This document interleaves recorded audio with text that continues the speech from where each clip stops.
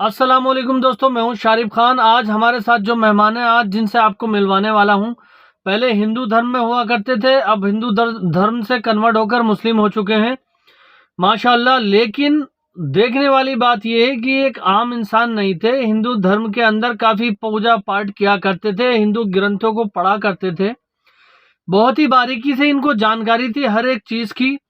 फिर अचानक इनकी ज़िंदगी में ऐसा क्या मोड़ आया जो इन्होंने अपना धर्म परिवर्तन किया और इस्लाम में दाखिल हो गए। और इस्लाम में दाखिल होने के बाद इनका क्या एक्सपीरियंस रहा, जो एक्सपेक्टेशन इन्होंने रखी थी कि मुस्लिम धर्म में अगर मैं जाऊंगा तो ये इस तरह से होता है, क्या वही सारी चीज़ इन्हें रियल में मिली या फिर इन्होंने कुछ और देखा। तो चलिए अब इन्हीं की ज़ुबानी इनकी कहानी सुनते हैं।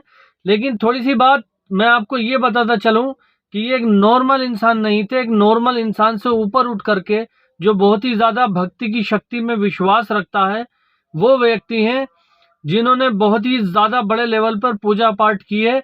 लेकिन अब ये हिंदू धर्म को छोड़कर मुस्लिम धर्म में शामिल हो चुके हैं। तो चलिए शुरू करते हैं वीडियो। 2009 में मेरी शादी हुई थी। 2009 तक मैं अपनी ज़िंदगी गुजार रहा था जिस तरह से एक आम जाहिल या जिस तरह से गुजारते हैं। 2010 में इस्लाम कबूल करने के बाद अल्हम्दुलिल्लाह 2012 में मेरी वाइफ, मेरी अहलिया ने इस्लाम कबूल किया। इस्लाम कबूल करते हुए साथ में ये भी बड़े मसले सामने आए कि कौन हमारी गवाही देगा, कौन एडवोकेट सामने आएगा। कोई भी सामने को आने को तैयार नहीं। यहाँ तक कि एक इदारे में हम लोग गए जहाँ पता चला कि यहाँ सर्टिफिकेट बन जाते हैं, यहाँ आपको आसानी हो जाएगी। मैं बिलोंग्स करता हूँ, पहले मैं आपको बता दूँ, मैं भोपाल की एक तहसील है बैरसिया, वहाँ से बिलोंग करता हूँ। और चूँकि एमपी का स्पेशल कानून है, इस्लाम कबूल करने को लेके खास कानून बना रखा है, तो वहाँ इस्लाम कबूल करना और डॉक्यूमेंटेशन बनाना बहुत बड़ा मसला है। तो इस तहत में जब महाराष्ट्र में एक जगह गया पर्टिकुलर, वहाँ पे जब मैंने पता किया कि वहाँ इस्लाम कबूल होने के बाद वहाँ पे डॉक्यूमेंट्स बनते हैं, तो उनकी एक शर्त थी कि आपको खतना कराना पड़ेगा तो ही आपको डॉक्यूमेंट्स बनाएंगे। जैसा कि आप बताया कि बहुत सी शर्तें होती हैं, एक शर्त वो 2-3 साल तक वो परेशान होता रहा, बट डॉक्यूमेंट्स नहीं बने। डॉक्यूमेंट्स नहीं बनने के कारण लोग मुझे बहुत परेशान भी करते थे। अल्हम्दुलिल्लाह अल्लाह सुब्हान तआला ने एक चीज़ महसूस करा दी इस बीच सारी, कि मुसलमानों का बिहेवियर, गैर मुस्लिमों का बिहेवियर, मुशरिकीन का बिहेवियर आपके प्रति क्या है। सारी चीज़ अल्हम्दुलिल्लाह साथ में कुरान में पढ़ रहा था।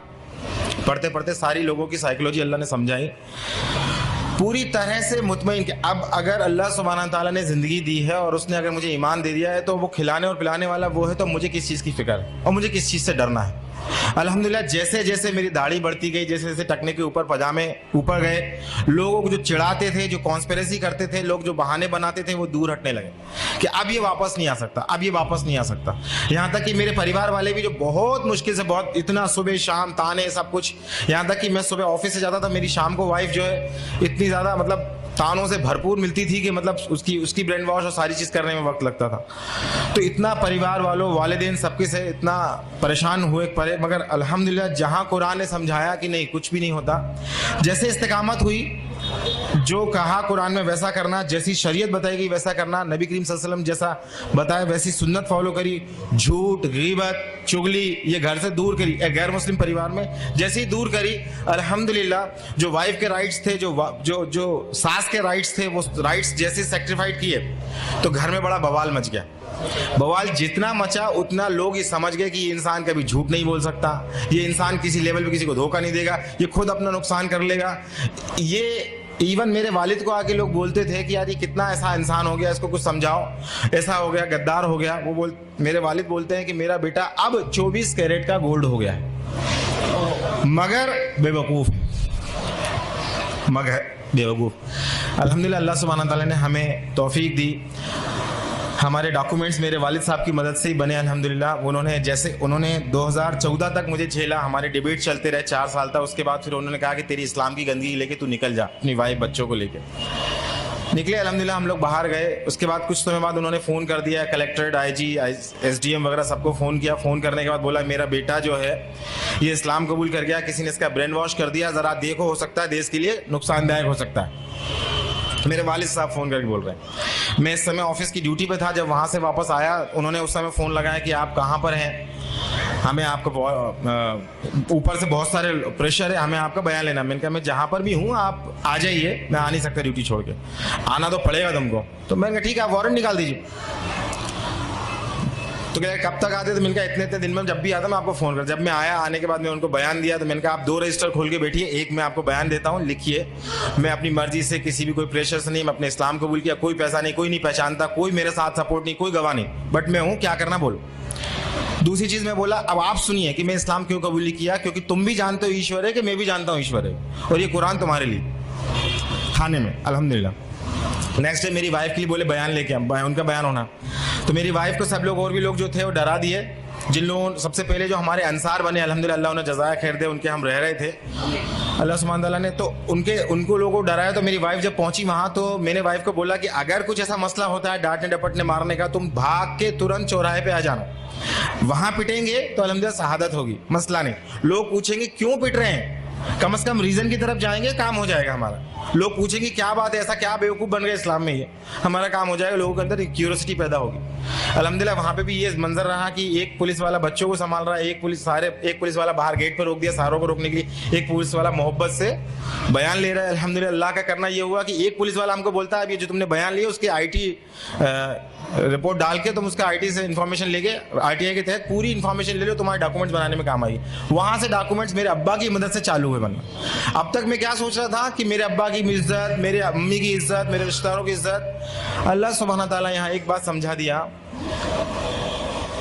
सबसे ज्यादा मोहब्बत तुम्हें अल्लाह से करनी है, उसके बाद तुम्हें सबसे करनी है। अगर तुमने उसके साथ किसी और से ज्यादा इमोशनल अटैच हुए, वहीं से तुम्हारी आजमाइश आएगी।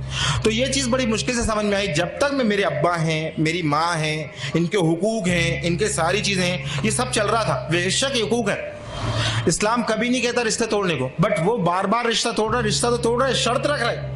इस्लाम शर्त नहीं रख रहा। मैंने एक्सेप्ट किया, आप करना कबूल करो मत करो, मैं आपकी पूरी तरह खिदमत करूंगा, पर इस चीज को नहीं समझ रहे हो। तो एक इमोशंस, आज भी अगर इमोशन से ज्यादा अगर हम लोगों को ज्यादा तरजीह देते हैं, आज भी हम मुसलमान होने के बावजूद, तो अल्लाह सुब्हान तआला मुशरिकों के बारे में पहले ही फरमा चुका है कि ये लोग दुनिया पसंद होते हैं, ये लोग ख्वाहिश पसंद होते हैं, ये तो चाहते हैं तुम्हें, जब तक कि तुम्हें अपने उल्टे पैर ना फेर दें तुम्हारे पीछे से नहीं हटेंगे। फिर अल्हम्दुलिल्लाह इस्लाम एक्सेप्ट होने के बाद फिर लोगों को दावत तबलीग का काम चला, और इस बीच ये समझ में आया कि मुझे करना क्या है। फाइनली अल्हम्दुलिल्लाह मेरी जॉब चली गई 2015 में, अल्हम्दुलिल्लाह बोलता हूँ, क्योंकि बड़ा मुश्किल वो मुझे झेल रहे थे। उसके बाद उन्होंने कहा कि हम अपना, मैंने कहा सर क्यों चली गई जॉब, जरा मुझे बताएंगे। तो बोलते हैं हमारा एक डायमंड है वो चला गया, मगर हम मजबूर हैं। विश्व हिंदू परिषद, RSS, सबके फ़ोन आते थे, कोई लोग मुझे धमकाने आते थे। चूँकि मैं बिलोंग करता हूँ, बताना भूल गया, मैं बिलोंग करता हूँ जैन मजहब से, जैन दिगंबर, जहाँ के मुनि बरहाना घूमते हैं, उस मजहब से बिलोंग करता था। वो मुनि, उनसे डिबेट होती थी, डिस्कशंस होते थे, बहुत सारी चीज़ें होती थी। बट मेरी अम्मी बार बार नए नए मुनियों के पास लेके जाती थी, और ये हर बार कहती थी कि इनको नहीं आता, इनको कम आता है, तेरे को दूसरे के पास लेके जाएंगे। जब मैं इस्लाम एक्सेप्ट किया, इस्लाम एक्सेप्ट करने के बाद सबसे पहले मैंने तौहीद एक्सेप्ट की। तौहीद एक्सेप्ट करने के बाद मैंने कहा कि यार ये तौहीद समझ में आ गई, मगर ऐसा समझ में कुरान हक है, कुरान कैसे नाजिल हो गया अपने आप, कोई मोहम्मद सल्लल्लाहु अलैहि वसल्लम आके कल को बोलते हैं तो मैं तुम्हारा रसूल हूँ। इसकी तहकीक के लिए जब मैं इस्लाम एक्सेप्ट कर लिया, बनिया था मैंने कहा अगर ये हक है तो पहले इस्लाम कबूल कर लो बाद में ऐसा नहीं होगा, केवल गफलत की बात है। तो जब मैं इस्लाम एक्सेप्ट किया, फिर मैं हिंदुइज्म की किताबें पढ़ा, फिर जैनिज्म की किताबें पढ़ा। सब पढ़ने के बाद अल्हम्दुलिल्लाह स्कॉलर से डिबेट करने के बाद अल्हम्दुलिल्लाह पूरी सर्टेनिटी जब आ गई, अब फिर मैं गैर मुस्लिमों में काम भी करने लगा। और मुसलमानों के लिए जब उन लोगों के बीच जब मैं निकला, तो जब सबसे पहले मेरी जॉब गई तो मुझसे किसी मुस्लिम भाई ने मुझे जॉब दी, अल्हम्दुलिल्लाह उन्हें जज़ा खैर दे। मगर 1 महीने बाद वो जॉब चली गई। उन्होंने कहा ये नया मुसलमान आया है, पता नहीं इससे खतरा है, हमारा इंटरनेट से इल्म हासिल कर रहा है, गुमराह है, दूसरों को गुमराह करेगा। तो वो जॉब मेरी चली गई। फिर एक मुसलमान के घर हम रहने को गए, उन मसाला अल्लाह उन्हें जज़ा खैर दे, राह हिदायत पे दे, इंतकाम इनका ईमान पे हो। 1-2 महीने बाद, 1 साल तक उन्होंने रखा। उसके बाद कहा कि तुम हमारे में से नहीं हो, तुम हमारी बात नहीं सुनते, हमारे साथ नहीं जाते, उठते बैठते, हमारे मिजाज नहीं मिल रहे, तुम खाली कर दो मकान भी खाली। अल्हम्दुलिल्लाह लगातार अल्लाह सुब्हाना ताला अपने दीन के हक होने, लोगों की जहनियत, और अगर जो अल्लाह का है जो अल्लाह का नहीं है, इस बारीक लाइन को वाज़े समझाता जा रहा था। तो मैं आज अपने सारे मुसलमान भाइयों को जो रिवर्ट है उनको मैं तो कुछ नसीहत है मेरी, जो तजुर्बे हूँ उनको मैं देना चाहता हूँ।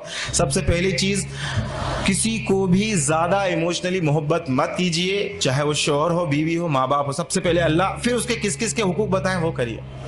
सेकंड चीज़ मेरे भाइयों मेरी बहनों, शैतान हमारे जहनों में बार बार ये बात दिखाता है, देखो ये मुसलमान कैसे हैं, हमें बताता है कि हमारे मुसलमान कितने बुरे हैं, तो हमारे जहनों में उनके बीच में गैप पैदा कर देता है। मुसलमानों की बुराइयां बता बता के और हमें अपना बेहतर बता के मुसलमानों और हमारे बीच में एक गैप पैदा कर देता है। तो इस गैप को हमें नहीं देखना है, इन बुराइयों को हमें नहीं देखना है। अल्लाह ने कहीं भी नहीं कहा इन बुराइयों को देखो तुम, अल्लाह ने कहा तुम अपने आप को इस्लाह करो, अपने आप को डेवलप करो, कुरान पढ़ो, इल्म करो और तकवा हासिल करो, वो मसूल होगा।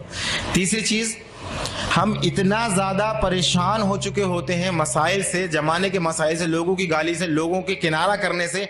जो मुसलमान हमें मदद करते हैं, कल जब हम उन्हें इस्लाह की 4 बातें बताते हैं तो वो हमसे किनारा कर लेते हैं। इन सारे मसाइलों से हम इतना ज़्यादा परेशान हो चुके होते हैं, तो अल्टीमेटली बात ये आती है कि हम इनमें कूद के उनको इस्लाह करने की कोशिश करते हैं। तो मेरा मशवरा यहाँ ये है कि केवल और केवल कुरान पहले अपने, अल्लाह भी कुरान में फरमा रहा है कि बचाओ अपने आप को और अपने अहलो अहल को जहन्नुम की आग से। तो सबसे ज़्यादा मेहनत करें अपने बच्चों और अपने बीवी बच्चों पे।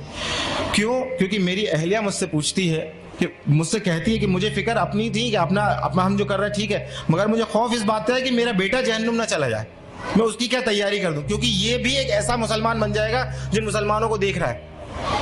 एक मुसलमान, एक होता है इस्लाम कल्चरल, जिसे हम सब आपस में जिंदगी गुजार रहे होते हैं, जिसमें रिवाज होते हैं, रीतियां होती हैं, ये कल्चरल इस्लाम जोन देता है। जहां उन्हें आसानी मिलने लगती है वो फिर से कल्चरल जोन में जाने लगते हैं। तो मेरा आपसे गुजारिश है, बहुत तजुर्बे की नसीहत मैं आपको रखना चाह रहा हूं कि कल्चरल इस्लाम को पहचानिए, ये इस्लाम नहीं है। जिन रीति रिवाजों को आज मुसलमान फॉलो कर रहे हैं वो इस्लाम नहीं है। इस्लाम वो है जो अल्लाह ने दिया, जिसका दीन मुकम्मल नबी सल्लल्लाहु अलैहि वसल्लम करके, उसी को पहचाना, उसी पे चलना, ये कंपैरिजन। और लास्ट में आपसे बोल रहा हूँ, मुसलमानों के लिए हमें क्या करना है? हमें करना अल्हम्दुलिल्लाह, हमारे जो मुस्लिम भाई हैं उनके लिए केवल कुरान की, खुद कुरान की तरबियत लें और उनको कुरान एक आयत सीखे, उनको एक आयत सिखाएं और सिखाएं, और अपने आप लोगों को, जो रिवर्स भाई हैं उनके लिए क्या बेहतर से बेहतर कर सकते हैं वो करें। दोस्तों, आपको इनकी बात समझ में आई होगी, काफ़ी अच्छी लगी होगी, काफ़ी कुछ सीखने को मिला होगा। मैंने तो बहुत कुछ सीखा इनकी लाइफ से। तो अगर आप मेरे चैनल पर पहली बार आए हैं तो अपने भाई को सपोर्ट करने के लिए चैनल को सब्सक्राइब करके और इस वीडियो को किसी एक बंदे तक शेयर कर दो। बस आपसे इतनी सी रिक्वेस्ट है कि चैनल को सब्सक्राइब करके इस वीडियो को अपने व्हाट्सएप पे या कहीं भी किसी एक बंदे तक शेयर कर दो। अच्छी दिन की बात है, लोगों तक पहुंचना चाहिए। इंशाअल्लाह ताला आपको भी सवाब मिलेगा और मुझे भी। फिर मिलूंगा एक नई वीडियो के साथ, तब तक के लिए खुदा हाफिज।